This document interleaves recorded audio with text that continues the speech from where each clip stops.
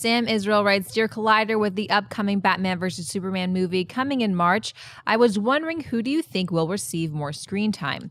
Will this sort of resemble Man of Steel 2? Or with the debut of Batman and the Warner Brothers comments, will we see more Batman in the film? I was just wondering your thoughts. Thanks. I got to imagine, my thoughts on this right now is I'm anticipating that we're going to see more Batman than we will Superman. And why? Simply because of this. In your Batman v Superman story stuff in the movie, they're going to go 50-50.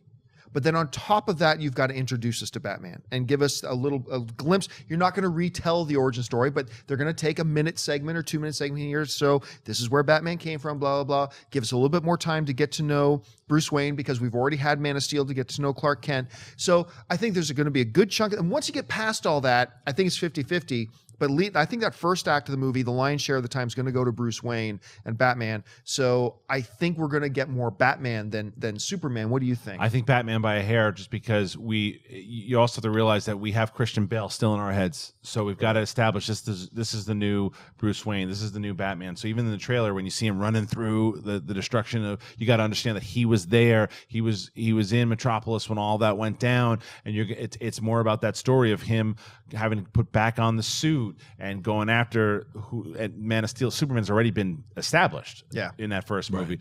But it is Batman v Superman. It's not going to be so one-sided, but just by a hair, because we have to establish this brand new Bruce Wayne / Batman. And we need the origin story of the Flippers. Don't forget about that. Oh, yes. Well, I mean, also we've seen in the trailer, they actually do go into Batman, Bruce Wayne's origin. You see a brand, you're going to get that flashback. You're going to get that scene, but told from Zack Snyder's perspective. And I know that, Zack Snyder's on record saying, I love The Dark Knight. Frank Miller's The Dark Knight. And as they went from a story session to like Man of Steel 2, David Goyer's, story and his script, and they started introducing more and more Batman. Like, what if, the kryptonite gets shipped to Wayne Manor? That's how Batman got introduced, just as a rough idea.